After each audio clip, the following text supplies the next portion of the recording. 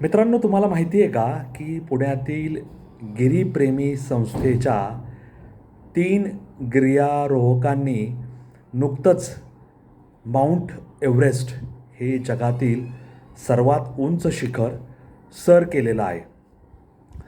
आता त्यांनी जो मार्ग निवडला होता, म्हणजे ज्या बाजूने चढाई करायची, तो साऊथ कोल रूट हा नेपाळमधून सुरू होतो आणि त्या मार्गाने जाण्याचा जाण्याचं त्यांचं जे नियोजन होतं ते यशस्वी ठरलेलं आहे.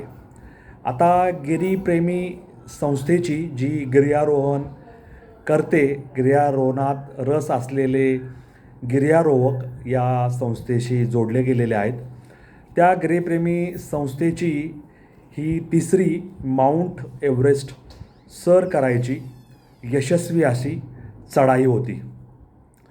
2012 साली, 2013 साली त्यांनी ही कामगिरी केली होती आणि यंदा त्यांची ही तिसरी कामगिरी फत्ते झालेली आहे आणि त्यांच्या शिरपेचात एक मानाचा तुरा खोवला गेला आहे. याबद्दल आपण या संस्थेचे, त्याबरोबर ती संस्था स्थापन करणारे उमेश झिरपे आणि या संस्थेच्या माध्यमातून एव्हरेस्ट या जगातील सर्वात उंच शिखराला गवसणी घालणारे जे सर्व गिर्यारोहक आहे त्यांचं आपण मनापासून अभिनंदन करूया, कौतुक करूया.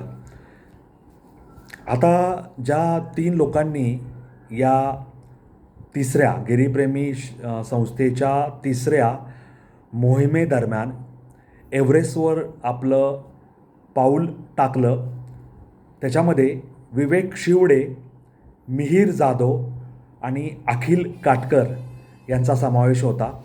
आणि यांना मदत कोणी केली, म्हणजे जे शेर्पा असतात, जे वाट दाखवतात, सामान उचलतात, जे तिथल्या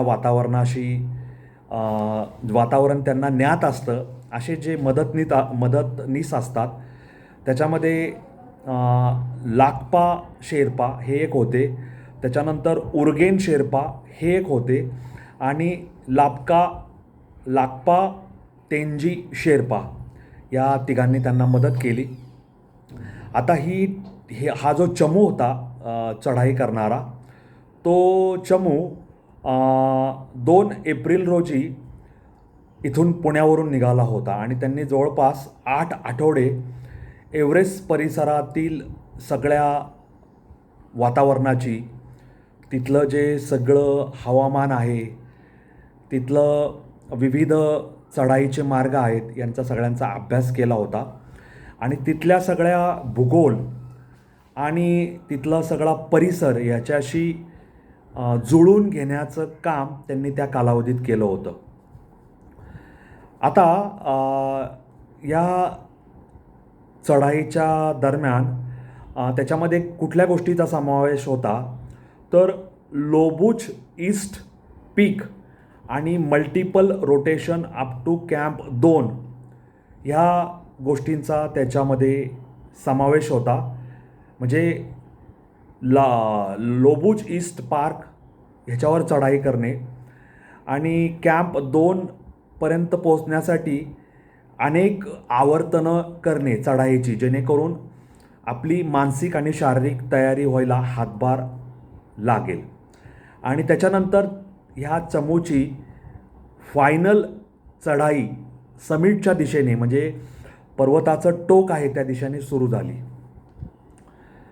आता ह्या गिरीप्रेमी संस्थेचे संस्थापक उमेश झिरपे यांनी आत्तापर्यंत 18 गिर्यारोहकांना एव्हरेस्ट चढण्यासाठी जे सहाय्य लागतं, जी मदत लागते, जे प्रशिक्षण लागतं ते पुरवलेलं आहे आणि त्यांनी अनेक मोहिमा आपल्या नेतृत्वाखाली आखलेल्या आहेत, चढलेल्या आहेत आणि यशस्वीरित्या पूर्ण केलेल्या आहेत.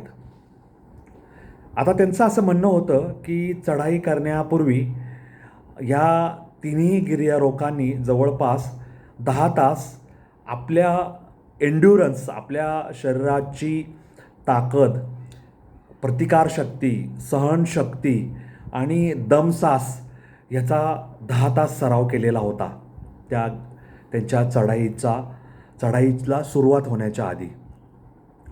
आता कसं आहे, ही जी चढाई आहे ही जवळपास जमीन पातळीपासून 8,000 मीटर वरची चढाई आहे. आणि जितकं तुम्ही जमिनीपासून वर वर वर वर जाता तितका वातावरणातील ऑक्सिजन हा विरळ म्हणजे कमी कमी कमी होत जातो. त्यामुळे श्वास घ्यायला अडचण निर्माण होते. एकतर तुम्ही गुरुत्वाकर्षण शक्तीच्या विरुद्ध दिशेने वर चाललेला आहात, त्यामुळे ते बल तुम्हाला सहन करावं लागतं.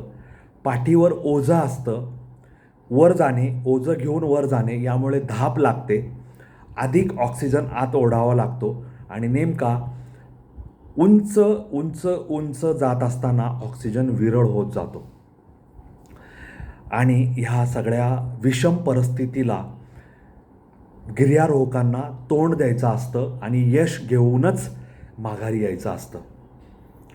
आता ह्या वेळेस हवेचे जे झोत होते, हवेचा जो प्रखर असा प्रवाह होता, तो या गिर्यारोहकांना सहन करावा लागला.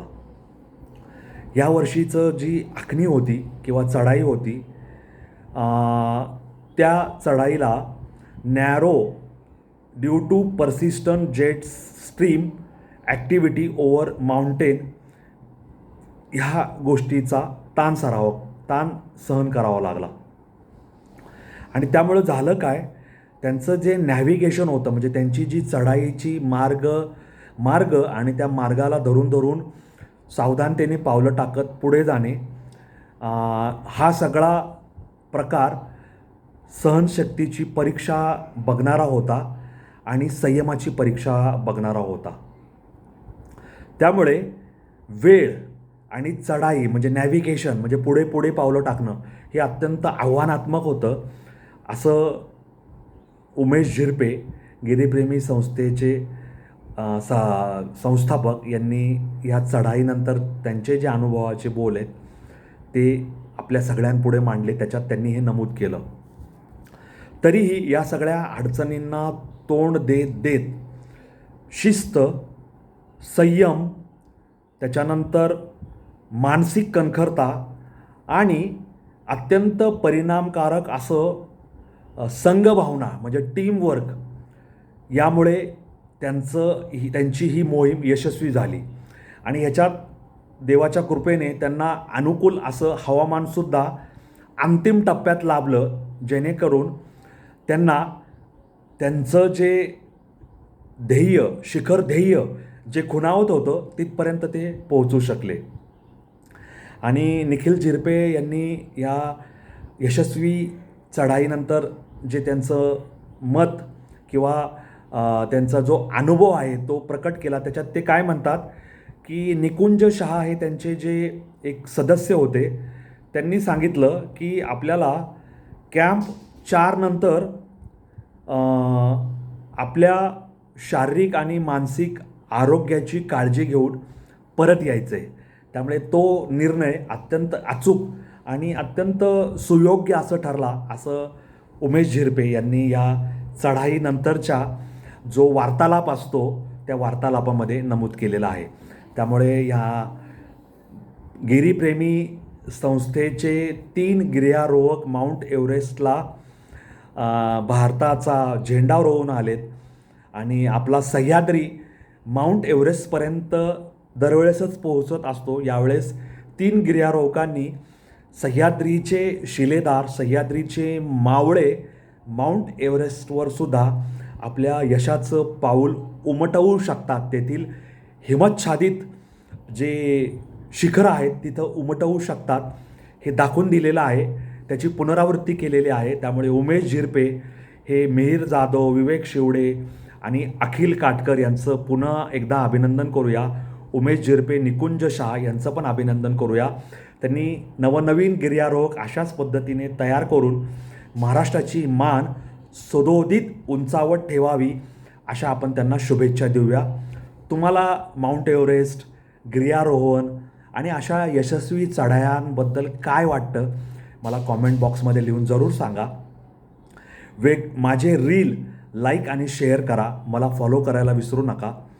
माझे व्हिडिओ पाहत जा, लाईक आणि शेअर करा.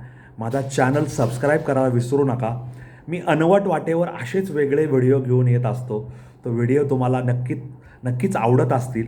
असंच काही वेगळं, काही अनवट पाहण्यासाठी, ऐकण्यासाठी, समजून घेण्यासाठी माझ्याशी जोडलेले राहा. अनवट वाटेवरचा मी वाटसरू वारकरी आहे. तुम्ही माझ्यासोबत जोडलेले राहा, माझ्यासोबत चालायला सुरुवात करा. असंच काहीतरी वेगळं तुम्हाला ऐकायला पाहायला मिळेल याची मी तुम्हाला खात्री देतो. या नोटवर तुम्हा सर्वांची रजा घेतो. धन्यवाद. जय हिंद, जय महाराष्ट्र, वंदे मातरम, जय श्रीराम, जय जगन्नाथ, जय सनातन. धन्यवाद.